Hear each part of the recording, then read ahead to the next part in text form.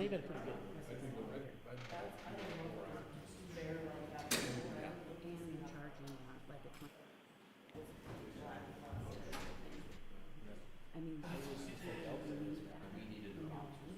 Actually,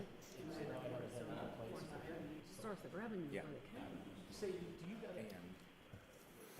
Good morning. I'd like to welcome you to the Brookings County Commission meeting, Tuesday, August 6, 2024. We'll please start the meeting with the Pledge of Allegiance.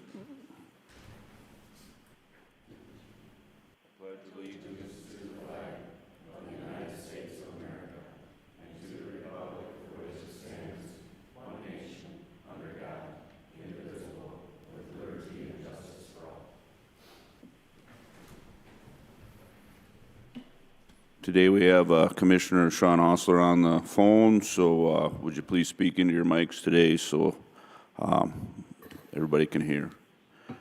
Item number 3 on the agenda is an invitation for a citizen to schedule time on the commission agenda for an item not listed. There's a 5-minute time limit per person. Anyone wanting to speak during the agenda item must sign in prior to the start of the meeting. No commission action will be taken during this agenda item. Any requested action item may be scheduled for a future meeting date. We have one individual signed in, Samantha Beckman. Would you please come forward? State your name. Good morning. My name is Sam Beckman. I'm the assistant to the city manager. I'm here representing the Early Learners Brookings community group. I just wanted to make sure that the public and you guys all know that you're invited to the Early Learners Brookings Building Tomorrow community planning event on August 21st from 7:30 to 11 at Mickelson Middle School. During that time, we'll be focusing on the Early Learners Initiative, having a panel discussion and a roundtable discussion with some early learners between the ages of 5 and 12. The event is free to attend, but please RSVP on the United Way's website or call into their office at 605-692-4979. Thank you. Thank you. Item number 4 on the agenda is approval of agenda. Do I have a motion to approve? Move approval. Second. I have a motion and a second. Any additions, corrections? Any comments? Hearing none, all those in favor signify by saying aye. Aye. Opposed, same sign. Motion carried. Item number 5 is consent agenda items. It includes the minutes, travel requests, personnel action notices, cellular authorizations, and human services report. Do I have a motion to approve? Move to approve. Second. We have a motion and a second. Any additions, corrections? All those in favor signify by saying aye. Aye. Opposed, same sign. Motion carried. Item 6 is routine business. That's approval of the claims. Do I have a motion to approve? So moved. Second. I have a motion and a second. Any comments? Hearing none, call the roll. Vanderwall, Aye. Bartley, Aye. Krogman, Aye. Hostler, Jensen. Aye. Motion carries. Item number B is department head reports. We start with Brian, with the Highway Department.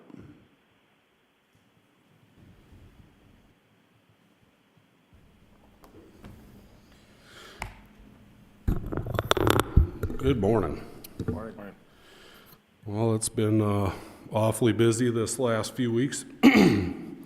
County Road 19 in particular. On 7/19/2024, Bose finished paving. 7/22, county crews began putting shoulder materials along the new asphalt and finished up on 7/23. 7/23 BX moved in on site to install the new guardrail and finished install on 7/24, and 7/24 that was opened back up. This morning we are working on putting in 2 driveways and cleaning up around the bridges, or the bridge down there. I guess other than that, that's project's pretty much wrapped up. Is there any questions on that project? It was striped last week on Friday. Looks really good down there. Moving on from then, 724 County Road 25 was closed through the city of White for their water and sewer upgrades. This closure is planned to last 45 calendar days. Still waiting to hear back from Banner on a progress meeting to keep you guys up to date on that project. 724 County Road 23 was closed through the city of Aurora for their water and sewer upgrades. That closure is also planned for 45 days, and our next progress meeting will be on 8/12/2024 at 9:30 at the city building there in Aurora. Those two projects, I guess, I haven't heard much through the city of White, but the city of Aurora, they're going through a little bit of detour problems. I know Marty's been dealing with that, and I've been working with the city staff to try to alleviate some of that issue, but a lot of that stems from the residents on the southeast side of town and while the construction's going on there. But hopefully that with the decent weather aside from last week, they can make some good progress on that. 731 storm, I reported no damage to the commission and emergency management office. We were pretty lucky on our side. It looked like the rain was centralized around Brookings, but we didn't sustain any damage to our county system. 731, BMU completed the final grading before the storm on County Road 12 from their last year's project. Looks pretty good down there now. We don't have the water puddles like we did before, and they also completed the grading from their last year's project along 34th Avenue. We had some seeding that didn't grow because we didn't have any moisture last year, so they reseeded those portions that didn't have any vegetation coming other than weeds, so that was good to see.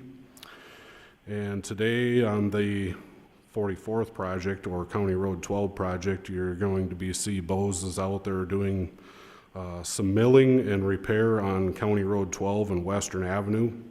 There was some settlement in that intersection, and they're doing some grinding and paving down there to try to alleviate some of that. And finally here, this morning at 10 o'clock, I have a pre-construction meeting for our local federal grants, 06287-040, or it'd be north of White, north and east of White, and then also 06210-089, or 098, which is located southwest of White. Those two projects were awarded concurrent years, be 21 and 22, and a local federal grant. And I will update you guys when I figure out what the timeline for anticipated construction will be. This is obviously just a pre-construction meeting, so I don't know much from there on those two projects, but I'm assuming that if they were started this year, we're probably going to be looking at completion next year, which I would assume that they're probably going to be getting materials attained before they give me a full schedule. So, and finally, lastly here, BMU wells along County Road 18A, or 213th Avenue, between 34th Avenue and Novita.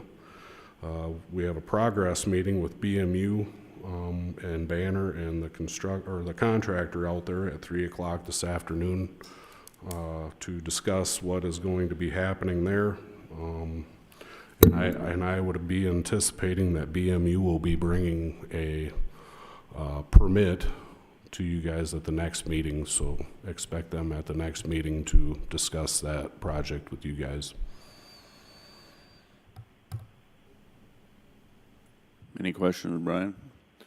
Brian, I just want to comment, thank you so much for getting that email out the morning after that storm. I really appreciate that type of communication, what's happening throughout the county. Thank you.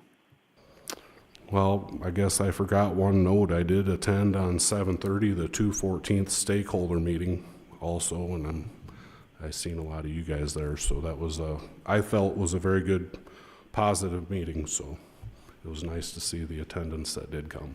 But thanks for that comment, Kelly. Thank you. Thank you. And Marty from the Sheriff's Office.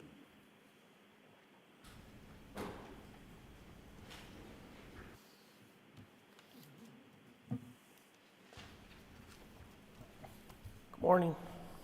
Morning. Just a quick review of the detention center. This report was generated that I gave you this morning. Yesterday, we had 52 inmates. We have 58 inmates this morning. 14 of them are Brookings County inmates, and the rest would be from other agencies. The rain event we had, as far as the sheriff's office, we did not have any issues. Calls for service, and that was very minimum, so we made it through that good. We're seeing some deer accidents for some reason. It seems like it, in the summertime, sometimes it kind of tapers off, but we continue to have deer accidents, so we keep busy that way. Civil process is busy. We're getting more papers in all the time on and protection orders to be served, so that's keeping us busy. The 24/7 program continues to be busy. We got 148 on that 24/7. 47 come in twice a day for PBTs. I have 12 on remote breath tests, 11 on UAs, 52 on UAs. They come in twice a week. Got 6 on drug court, 1 on Hope Court, and we got 10 on DUI court. I have 9 individuals that we're tracking on GPS. That continues to stay busy as always. Calls for service has been busy. The month of July, the office had 543 calls for service. So far to date, we've had 3,777 calls for service in the county. Missed dials for the month of July were 30, and that's kind of down up a little bit from the past. So far, we've had 167 911 missed dials. So again, how we handle that is that when we get a missed dial, you try to call the person back to see if they need an emergency, but we also check our computer CADs to see if we had calls there before and if the officer needs to go. And then we'll check it out and stuff. So Aurora's kept us busy with detours. They wanted an assessment over there, and we gave them their assessment, but I don't think they followed it until lately, is that they needed to put better signs up and not change them overnight. As one road would be open one day, and the next day it'd be closed, and then cars are confused, going in, driving on private property and all kinds of things going on. But we had gala days or pickle days over the weekend. We had no calls for service over there. So I kept a deputy over there most of Saturday just in case. We have some issues, but they made some more signs and did a good job. So hopefully that we got a handle on it now. So anyway, that's it. Unless you guys have anything. Well, it's National Night Out tonight. City Police have their National Night Out in the park, and they've had it for several years in Pioneer Park, and then this will be our second one in the Volga, and it's from 5 to 8. So if you have a chance to come over, got hopefully a lot of good stuff. We're going to have a pet eating zoo over there, and Sleep in Heavenly Peace is going to have individuals there too to let people know that there are beds for kids if they need them, and so yeah, it should be a good night. So okay. Marty, I wonder if you could give us an update on the juvenile detention. I know I've talked to you about it. Are we getting progress there? Well, the progress is that the state really doesn't provide a lot of training for us. So that's what we're ready to go. We got the room ready. We need to cross train. So as soon as we can get our cross training, a lot of it's going to be online. So as soon as we get that, then so. You know, I always say that I hope by the 1st of September we're ready to go with our training and stuff. So, what we're doing is Dave's been gathering what the other counties are doing for their training and so forth, so we're going to use that. But the state gives us certain guidelines, but they're not really giving us a lot for the training side. So, yeah, so we're just going to go by what some other counties are doing. So, Okay, thank you. so that's our new goal is September 1st. So, Any other questions? No. All right.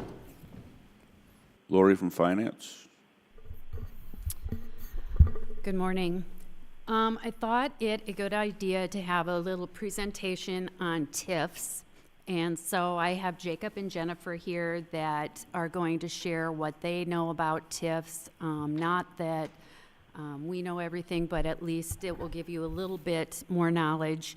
I gave you a folder that has some examples from other counties showing their resolutions for charging administration fees. A House bill was recently passed allowing counties to charge administrative fees on TIFs, and personally, I think it's a good idea.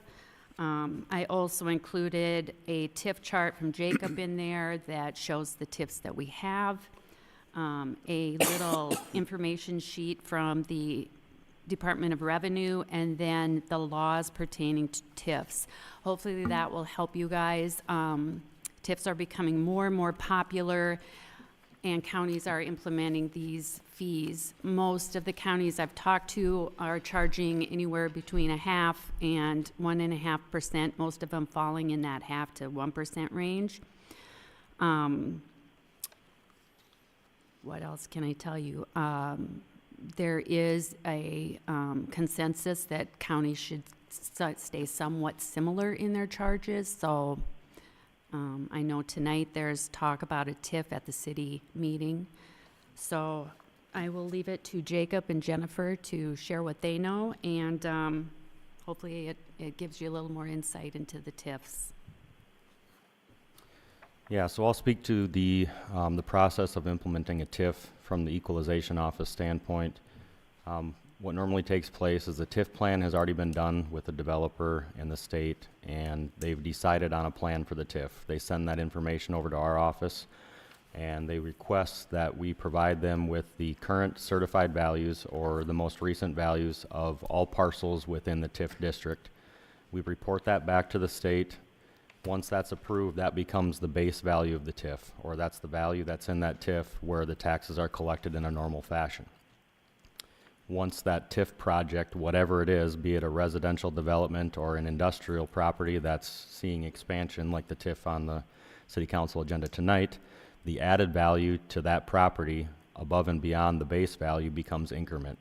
Now the taxes that are paid on the increment value go towards the borrowing of the TIF. Sidebar there is that the school is always made whole.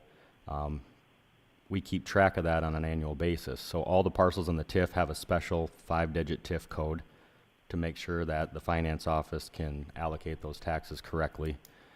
The only thing that we really have to do differently in our assessment process with these TIF parcels is we cannot allow added growth on the new value in the TIF until that TIF is dissolved, and that growth comes in one felled swoop. Whether it be at the 20-year time limit on the TIF or at some point in between if the TIF dissolves early. We take all that growth at the end, that becomes a big windfall for whatever district those values are in at that point. And then annually we have to report TIF values separately to the Department of Revenue through our abstract process in May. That becomes a little bit in depth, however we've been doing that using the same process for the last 10 years, so we kind of just build off of what we had the year prior. It's a little added work in our office, but once you've gone through the process once or twice, it's not real in depth. I mean, you just report the base value from the initial start of the TIF, the equalized base value, the current value of the TIF, and then you have to report those values separately as far as the classes. Are they ag value, are they owner occupied, or are they other? And then the final value, or the current, say we're reporting in May, would be the 2025 assessed value of all properties within each TIF district. That process has become pretty seamless. In year one, it was kind of a hair-pulling process, but it's become pretty seamless now.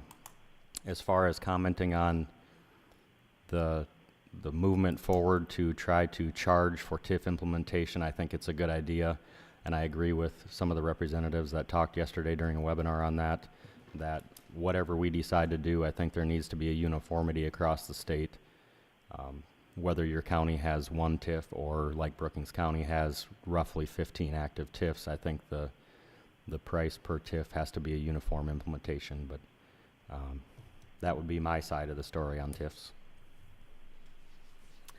And as far as levying TIFs go, it's a pretty automatic process. Once Jacob has the base and increment values in there and has assigned the parcels to that special TIF district, it's all just kind of an automatic process through our accounting system. They are levied at the same amount. So if it's a TIF that's in the city of Brookings, that increment is going to be levied at the same levy that any other property in that same district is levied at.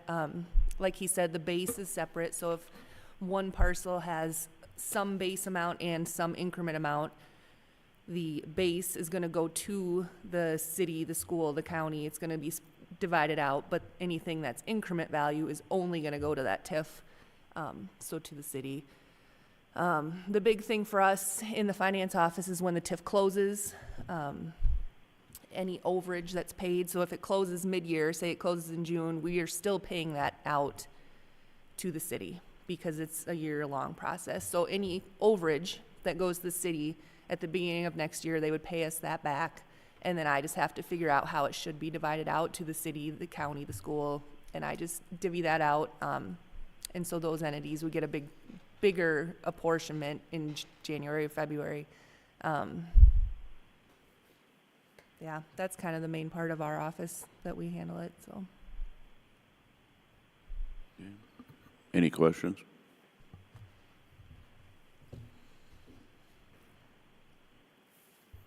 One thing that I did think of as Jennifer was discussing her portion of it too is it would be nice for all offices involved to have a line in the sand drawn as far as a date of TIF creation. We understand that if a TIF is created before November 1st, it's for the current assessment year. If it's created after November 1st, it's for next year's assessment. However, when these TIFs are dissolved, it's kind of a moving target. The state will let the city and our offices know by form of a letter that TIF number 4 in Brookings has been dissolved as of this date. There needs to be maybe a little bit more clear direction on, for example, we had a TIF dissolve in June, and the normal process or how we had handled that in the past is right now I'm working on the 2025 assessment. 2024 is a closed book. What we had done in the past is we had added the increment value less the base value as growth in the current assessment year and remove those TIF codes from the parcel list for that year, so we're no longer reporting those separately. However, we've been told that in order for the collections process to take place in a timely fashion, we need to go back and unlock the 2024 assessment, which has been certified by the state. It should be done, but go back in the 2024 assessment and add those growth figures and remove those TIF district codes. So the levy collection isn't overlapping on what doesn't need to be collected anymore, and the taxes are divvied up normally. So it'd be nice to see a little bit more clear direction or a line in the sand of if a TIF dissolves on or before this date and time, here's how you handle it. If it's after that date and time, it's for the current assessment. And that's where we ran into problems with the last audit on that. If we were to implement this process, what would be the best time to do this? I mean, you could argue a lot of times. You could argue November 1st because that's the new tax year. So Jacob's already working in the 25 tax year. And then everything I'm doing for levies is 24 tax year, payable in 25. You could argue a September 1st date because that's when I take the values from equalization side and transfer them over to the auditor side and start working on levies. That really would be kind of a drop dead date. It'd be hard to change values and things after that point. We wouldn't want to be changing values after we rolled it from them. So for me, September 1st would be absolute last day. I don't know if the state agrees with that. I don't know. We can't get an answer.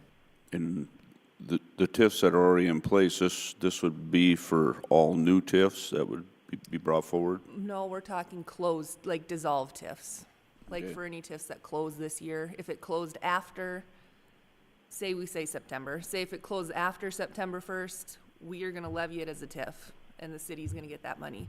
If it closed before, we would make the adjustment in our accounting system so that it gets distributed out and the growth gets, put to the right district. Any other questions? Well, thank you for the presentation.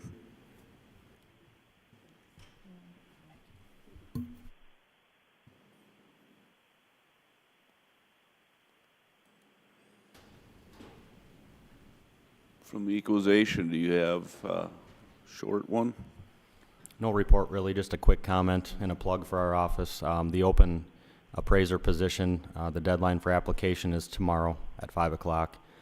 So anyone thinking about applying, please do. I appreciate the commission allowing us to post that job as soon as we know about the departure of our employee, so we can get the process rolling on that, because as you're all aware, we're looking at hiring an additional appraiser January 1. So to go from 3 to 4 was going to be a perfect scenario, but now to go from 2 to 3 just to keep us afloat is going to be helpful to get that position filled as soon as possible. So I appreciate that. Thank you.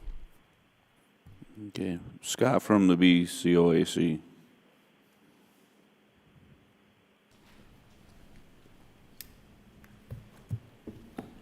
Morning. Morning. So in your packet, I put the attendance report for 2024. The July dates still have 1 day left. I did it on the 30th, so there will be a few more there. And then I compared it to show you the what the attendance has been doing, 22, 23, 24. Looks like we're on the right track of keeping that attendance going up. As far as events, past events, kind of highlighting, we've had the Korean War anniversary event. Just got done last weekend with the cartridge collectors, which was a really good event, and they actually rebooked for next year, so they'll be coming back, so that's good. We also had the safety picnic and RSO appreciation a month or so ago. Upcoming events, we've got a Pheasants Forever district meeting. GF&P is going to be holding a hunt safe class in the classroom and in the gun range. Southpaw, who we work with, is going to be doing a defensive shooting class. I think it's the first time he's offered that, if I'm not mistaken, coming up. JOAD is set to start in September. And also the Midwest Maidens are going to host a couple of events at our facility, not just practice.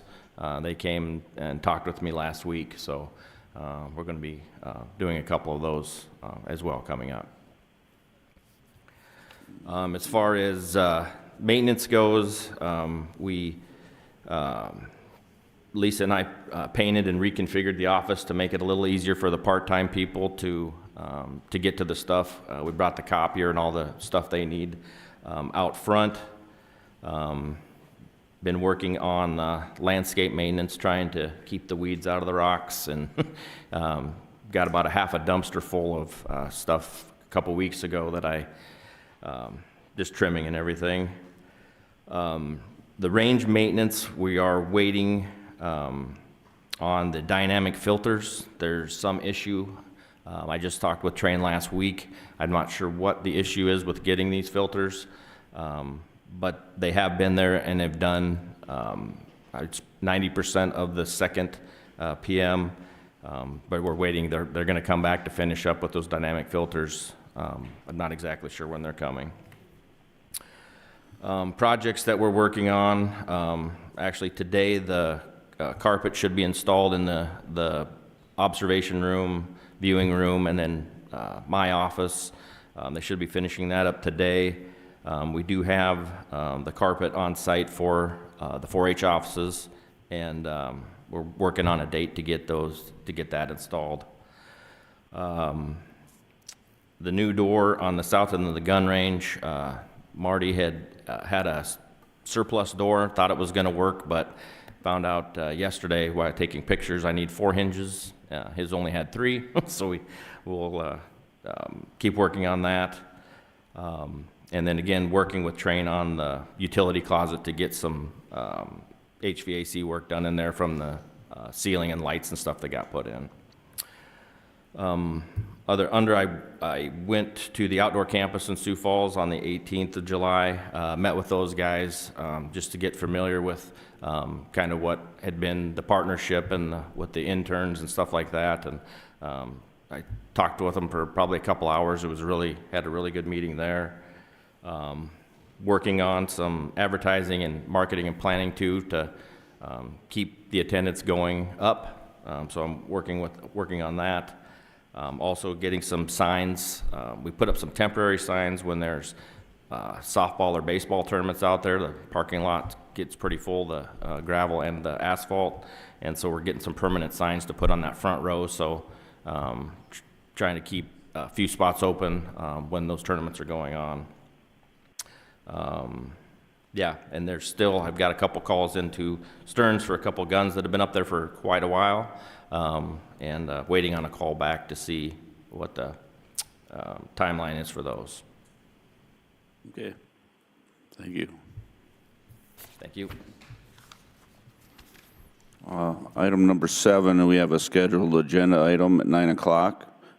It is second reading and public hearing of ordinance number 2024-05, an ordinance providing for the amendment of ordinance 2024-01. It's a second reading. Do we have a motion to approve? Move approval. Second. A motion is second. I would now open the public hearing. Any proponents that would like to speak to this?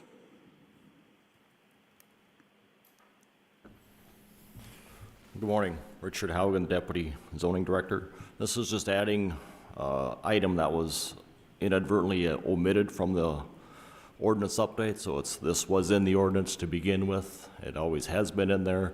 Just that when we did the update, that particular section got omitted off of there. So it's bringing it back, putting it back in the ordinance, so it's nothing new. So bring it back up to date the way it currently was. So Okay. the zoning board did approve that on a unanimous vote.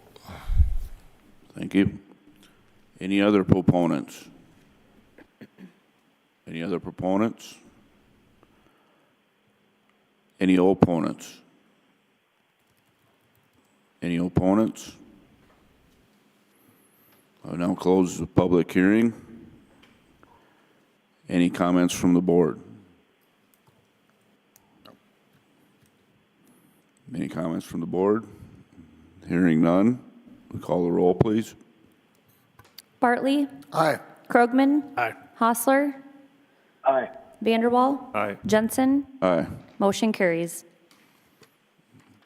Okay, back to the department head reports. Sonia with extension.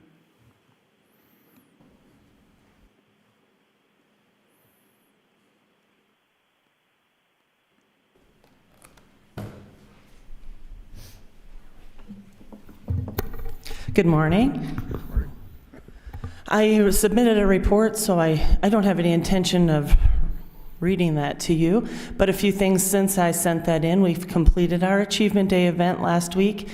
In the words of one of our judges who was visiting Brookings County from out of state, I really like that you call this Achievement Days because that's what's being highlighted, the youth's achievements. And we had a lot of achievements on display from all of our 4-H members, from the barn to the display exhibit area. A number of youth in action exhibits that presented themselves throughout the week. We had our public presentation contest and our fashion review culminating event where the judging had taken place the week prior, and the youth modeled for the audience during the barbecue and receive their ribbon at that time. Some things that are continuing here into the summer. Last week, the registration for the Fall State Shoot opened. We do have active programs happening this summer in both shotgun and muzzle loading, and so they have their state event to look forward to the weekend following the state fair. The state fair registration will close next week, so Tuesday is the deadline for any and all exhibitors that plan to participate in events at the state fair. I'll be leaving for the fair 3 weeks from today. If you weren't aware, the state fair added a day to the front side of the schedule, so 4-H events also got pushed back 1 day to accommodate the opening of the fair. We would have normally had our display exhibits judged on Wednesday, and that will be taking place now on Tuesday afternoon and evening so that they're ready by the time the fair opens Wednesday morning. We've had a busy summer, a good summer, however. Before I introduce the ladies to my right, I'd like to say thank you for your assistance last week with the 4-H barbecue. Takes a lot of hands to make that run so smoothly, and I appreciate being able to provide the volunteers with what it is that they need and watch them kind of do the work and make that all happen while there's a few other events taking place. Part of the success of our summer is in part to the interns I have sitting on my right. These ladies have been in the trenches with me. Not that those trenches have been really miserable, I don't think, but they've really taken a wonderful leadership role in everything that has been asked of them, and it isn't very often that you're fortunate enough to work with people of their age that can see things that need to be done and do them versus waiting to be told, and that in and of itself will take them quite a ways into the future. It definitely was a valuable asset to me this summer. They have a little bit more time left in our office, but I will allow them to introduce themselves to you. My name is Paige Fetters. I'm from Northwest Iowa. I'm going to be a senior at SDSU, graduate in May of 2025. My favorite part about this summer has been watching all of our hard work and planning pay off when you see all the kids show up to the events. Hi, I'm Aubrey Van Briesen. I'm also from Northwest Iowa. We are both from Sioux County. I'm going to be a senior here at SDSU, graduating this coming May.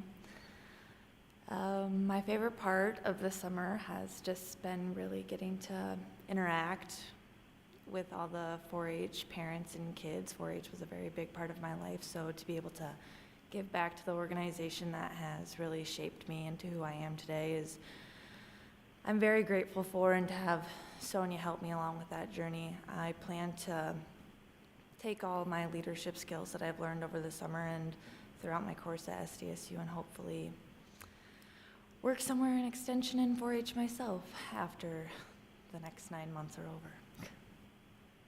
Thank you. Are there any questions for me? I guess I'd like to comment a couple of your new events, the Barnyard Olympics, sheep and goat fashion show, and the Costume sale of ribbons. contest. It seems to be a big hit with everybody. The costume contest and the Barnyard Olympics, both organized by, the Barnyard Olympics was organized by a 4-H club, and there was some alumni and volunteer parent organization in the goat and sheep costume contest, which was kind of a hoot.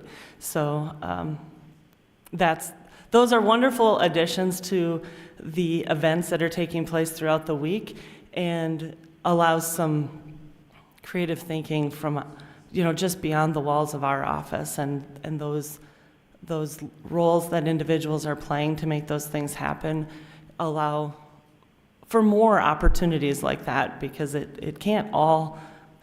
we can't get it all done, within that time frame, and it's valuable to have that contribution. Any other comments? Thank you.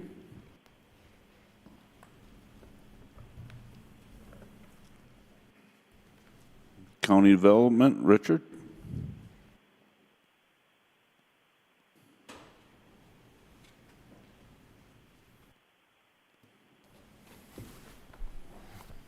Yes, you've got Bob's staff report. I won't go over that, but the office, we have received our last shipment from Office of Emergency Management of COVID kits. We have about 70 kits left, and they go through, I think the expiration date is in September of this year, so they're still available. People can still come in and get those from our office.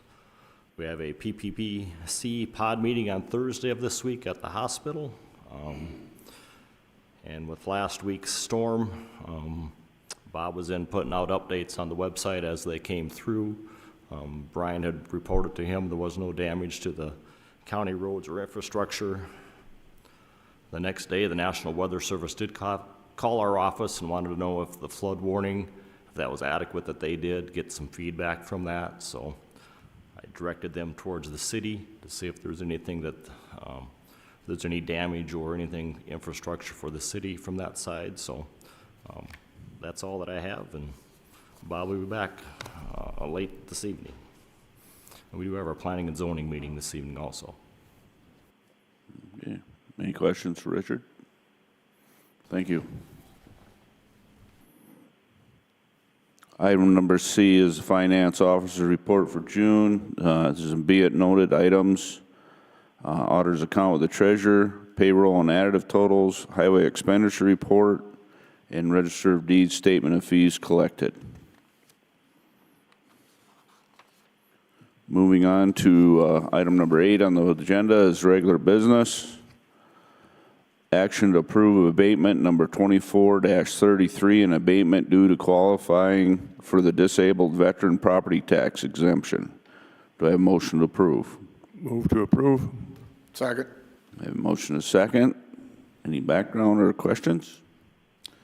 Just to fill you in on this, this is a retroactive VA award of a disabled veteran dating back to December of 2021.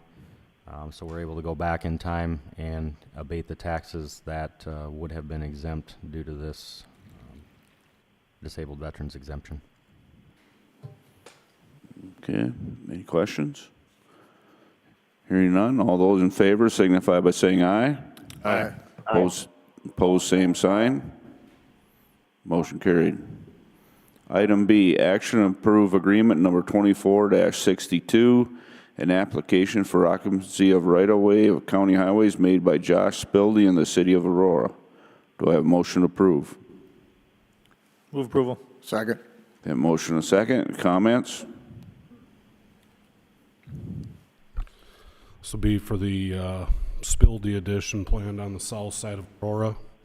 I believe it's the phase 1 in the residential development.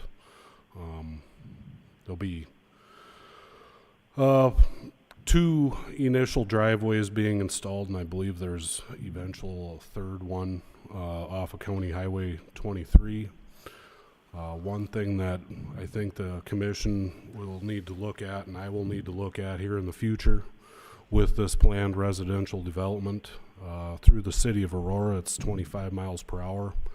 In this particular zone where these new driveways will be installed, it is 45, switching to 55 shortly thereafter, so we may have to form a resolution to extend that to the city limits in the future once these driveways are completed and this residential development starts to move forward. Yeah. Any questions for Brian? Hearing none, all those in favor signify by saying aye. Aye. Opposed, same sign. Motion carried. Item C is action to approve agreement number 24-63, an application for occupancy of the right-of-way county highways made by Valley Fibercom in Bangor Township. Do I have a motion to approve? Move approval. Second. I have a motion and a second. Any comments? This is just fiber on County Road 10 to a new house that's being built along that corridor. Okay, thank you. All those in favor signify by saying aye. Aye. Opposed, same sign. Motion carried. Item D, action to approve agreement number 24-64, an application for occupancy right-of-way of county highway made by Sioux Valley Energy in Brookings and Madera Townships. Do I have a motion to approve? Move to approve. Second. I have a motion and a second. Any comments? That'd be new services along our County Road 16 and 469th Avenue. Okay. Any comments? All those in favor signify by saying aye. Aye. Opposed, same sign. Motion carried. Item E is action approve agreement number 24-65, an application for occupancy of right-of-way county highway made by Sioux Valley Energy in Parnell Township. Do I have a motion to approve? Move approval. Second. Have a motion and a second. Any comments?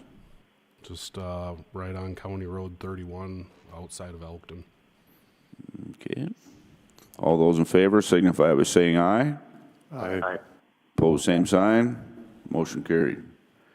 Item F, action to approve an agreement number 24-66, amendment number 2 to agreement dated May 7th, 2021 between Pictometry International Corporation, DBA Eagleview, and Brookings County, South Dakota as a customer. Do I have a motion to approve? Move approval. Second. I have a motion and a second. Comments? I don't know if Sean's going to come out, but this first agreement is discontinuing our current existing agreement.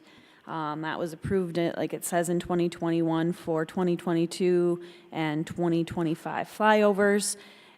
It ends this agreement canceling the flyover fees for the 2025 flyover. The next agreement then is a continuation of things with some changes. Okay. Sean, do you have anything to add? Nothing. Okay. Any questions? Hearing none, call a roll, please. Krogman. Aye. Hostler. Aye. Vanderwall. Aye. Bartley. Aye. Jensen. Aye. Motion carries. Item G, action approve agreement number 24-67, a master services agreement between Brookings County and Pictometry International Corporation, DBA Eagleview. Do I have a motion to approve? Move approval. Second. A motion is second. Comments? This is an updated agreement from the previous one that we just discontinued. The one thing we changed is working with BMU and the city of Brookings. We decided to expand the area of higher quality imagery by 3 square miles, and we also increased the quality of the higher quality imagery to 1 inch per pixel rather than 3 inches per pixel. It is to the point where you can count fire hydrants and tell the color from a flyover. Okay. What, you said 2025 is going to be the next flyover? 2025 is the next flyover. This is a 6-year agreement, which would include 2 flyovers, one in 2025 and one in 2028. Okay. Those flyovers would occur, I believe the standard is less than, it's without substantial leaf coverage, so they need to be able to see the ground. Typically, they either fly it in the spring prior to the trees leafing out or in the fall, depending on when the aircraft is available and depending on how the weather is. Okay. Any other questions? Hearing none, call a roll, please. Hostler. Aye. Vanderwall. Aye. Bartley. Aye. Krogman. Aye. Jensen. Aye. Motion carries.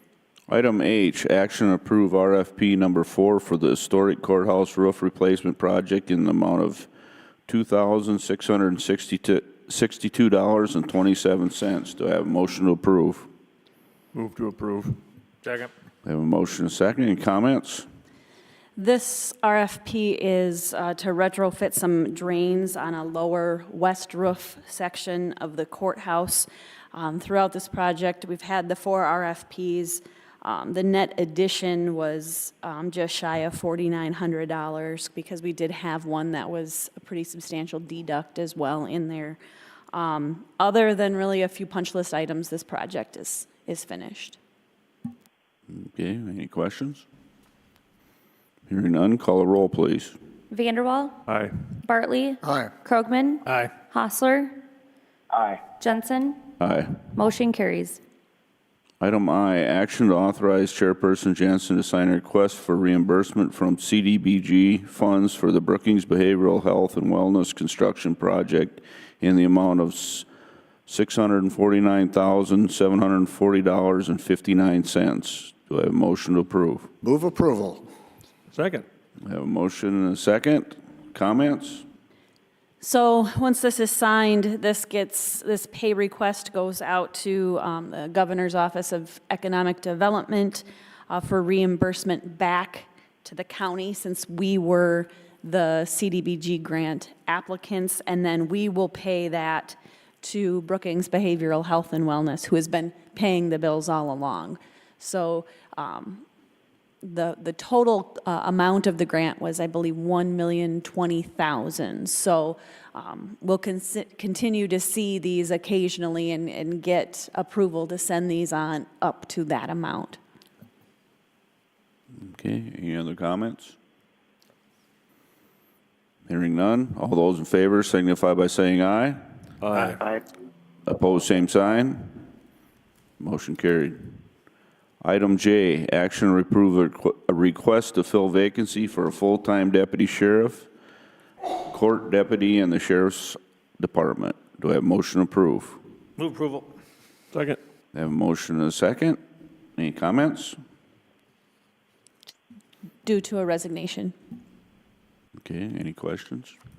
Hearing none, all those in favor signify by saying aye. Aye. Opposed, same sign. Motion carried.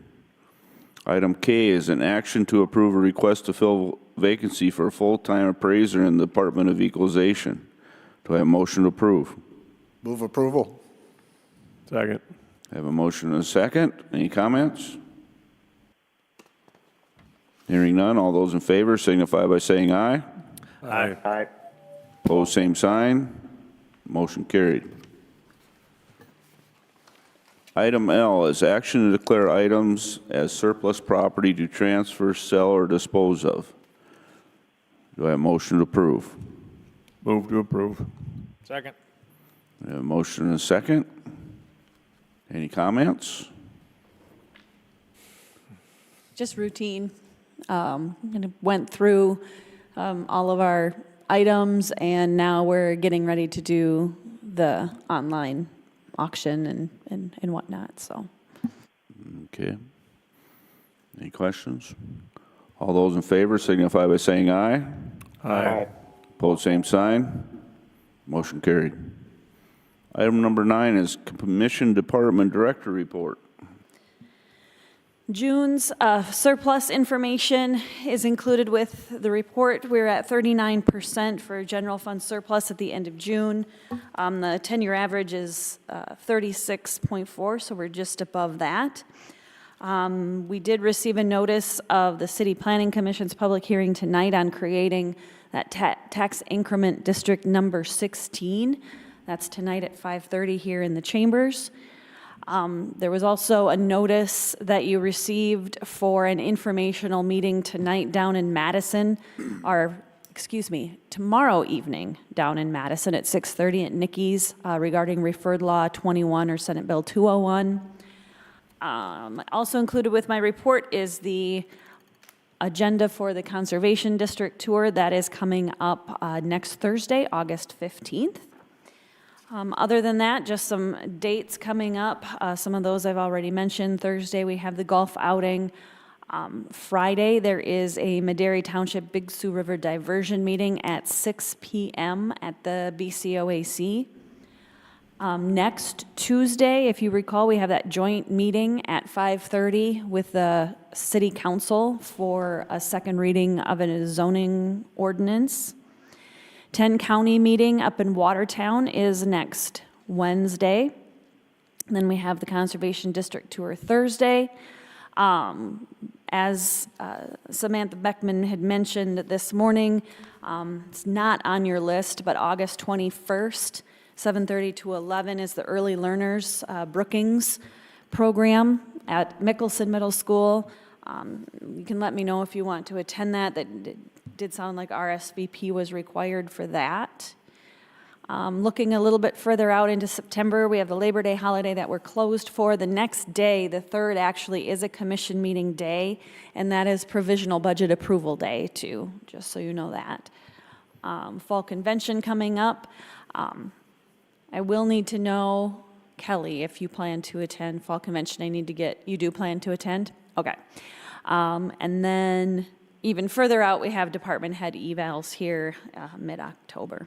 That's all I have, unless you have a question for me. Any questions? Move on to State's Attorney's Office report. I don't believe there's a report today. Item number 11 is Commissioner reports and discussion items. Commissioner Vanderwall. Thank you. On Thursday, July 18, we had a 911 board meeting that morning. And then on Tuesday, July 30th, the 214 meeting held out at the Bennett Barn, the stakeholders meeting in the afternoon, and then the public meeting that evening. Good attendance, good discussions, and our next steps forward. Thursday, August 1, I helped serve at the pork barbecue at the Dakota Bank Center. And then on Friday, August 2, the First District picnic in Watertown. And that's my report. Thank you. Commissioner Bartley. All right, thank you. Attended July 11th to the 16th, the NACO convention in Florida. Was well represented South Dakota. I think we had about 14 or 15 people that attended this year's annual meeting. A lot of good conference attendance, a lot of good meetings. I attended several on mental health, a couple on emergency management, planning and zoning, also a meeting on direction of the county when it comes to elections and election security. So I attended quite a few of those meetings too. It was a good conference. July 22nd, we had a Zoom meeting for Brookings Behavioral Health and Wellness. The project is moving right along. If you've driven by, you'll see that the basement's pretty well complete as far as the structure for the walls. 29th, had a BDC meeting. The BDC is going along well, looking at some restructuring and some issues, but nothing strange there at all. And the 30th, attended a research park strategy session. They brought in a facilitator to look at their future plans and how they want to work together for the next 5 to 10 years. That was a well-attended session. Then on the 30th, obviously the stakeholder meeting on 2/14, as Kelly had mentioned. And then on the 29th, First District had its picnic last Friday and attended that with a couple of you. So it was a busy 3 weeks. Thank you. That's my report. Mr. Krogman. Yeah, on the 18th, we had a Brookings Housing and Redevelopment Commission meeting, and things are going well there. We've had a lot more requests for the Section 8 housing, so that's good. And then on the 24th, I had a beta meeting, and things are coming along there. Their ridership has just been really good, and so that's been good. The building's coming along. They have a contractor in there working on updates on that building. The appraisal on the building on our property is done and is at the state. We have not seen it. I haven't seen it or anything like that, but I'm assuming the state will look it over, the DOT will, and then we'll kind of go from there. So next meeting we can kind of maybe move forward a little bit on that process now that appraisal's done. And then on the 30th, the Research Park Board, that retreat, Mike went there as a stakeholder portion of it, and the board met after that for the retreat. And so we met from about 11 till about 5, and that was very good to kind of looking at a mission and different types of strategic planning moving forward for the research park. And then I made it just very quickly out to the 214 public meeting portion of it there before I had to go show houses. So that's all I have. Okay, thank you. Commissioner Hostler. Yeah, so on the 25th, I attended the domestic abuse shelter meeting. We're talking about some upgrades of security, things like that. On the 29th, I attended the Brookings County Outdoor Adventure Center meeting, and then on the 30th, the 214 Improvement Stakeholder and Public meeting, which had a lot of good conversations. Okay, And that is my report. thank you. On the 18th, I also attended the 911 meeting here. On the 29th, I had a Brookings County Outdoor Adventure Center Advisory Board meeting. We had some board action there. We talked quite lengthy about a couple of advisory boards out there, the gun range committee and also the archery range committee. On the 30th, we had a 214th, the open house at the Bennett Barn. A lot of good discussion, a lot of positives, I guess. We're just hoping that the website was up and going. People can go on the website and make their comments on the website, so we can use those to move forward. On the 31st, we had a Sioux River diversion planning meeting it's kind of a planning meeting for our meeting Friday night. As well attended, and we're looking forward to Friday night. On the 31st, also attended the Farm Bureau hamburger feed out at the Dakota Bank Center for the 4-H group. And then on the 1st, attended the 4-H pork barbecue. I think they had quite a few people came through. There was no seating available. It was all taken, and people had to sit out in the arena. So that was good to see. Friday morning, I happened to come into Aurora, and the state was putting the rumble strips on the County Road 23 up by the Aurora corners. So some safety upgrades there also. And also on the 2nd, I attended the 1st District picnic in Watertown. I tell you, it was very good food that they served up there, and it was the first time I was able to see the new building that they had moved into up there. It was a really nice facility. And that concludes my report. Item number 12 is executive session in accordance with South Dakota Codified Law 1-25-2. Parenthesis 1, personnel. Do I have a motion to enter into executive session? So moved. Second. A motion and a second. All in favor signify by saying aye. Aye. Aye. Opposed, same sign. Motion carried. Sean, I'm going to hang up and then I'll call you back here in a couple of minutes. 10-4.